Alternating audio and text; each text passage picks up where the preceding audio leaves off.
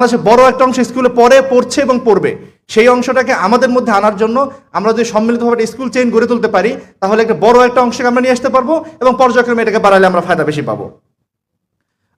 এরপর যেটা বলবো, গবেষণা প্রতিষ্ঠান দাঁড় করানো, মানে অপারেশনাল এনজিও যেগুলো অ্যাডভোকেসি কাজ করে সেগুলো প্রচুর গবেষণা করে, আর আমাদের এখানে সেই গবেষণাগুলো আসলে নাই। আমি নিজেও একজন ইসলামপন্থী, আত্মসমালোচনা করে বলি, আমরা একটা বিষয় যখন স্টেটমেন্ট দিই, সেটা ভাষা স্টেটমেন্ট দিই, এখানে ডাটা কস কি, এর ইফেক্ট কি, এই বিষয়গুলো তুলে ধরে এবং ফর্মালে তুলে ধরে আমরা না দেওয়ার কারণে আমাদের বক্তব্যগুলো নিশ্চয়ই রাজনৈতিক বক্তব্য থেকে যায়, এগুলো মাঠে মানে কার্যকর অর্থে পলিসিতে এগুলো কোনো প্রভাব ফেলা যায় না। 8 নম্বরে আমি যেটা বলবো যে এসডিজি, আপনারা জানেন যে সাস্টেনেবল ডেভেলপমেন্ট গোল, এখন যে ট্রান্সজেন্ডার প্রবলেম নিয়ে আলোচনা করছি, এটা কিন্তু এসডিজি 5 নাম্বার নীতির শীর্ষ একটা বিষয়। ফলে আমরা শুধু আন্দোলন করি, এটাকে প্রতিরোধ করা সম্ভব কঠিন হয়ে দাঁড়াবে।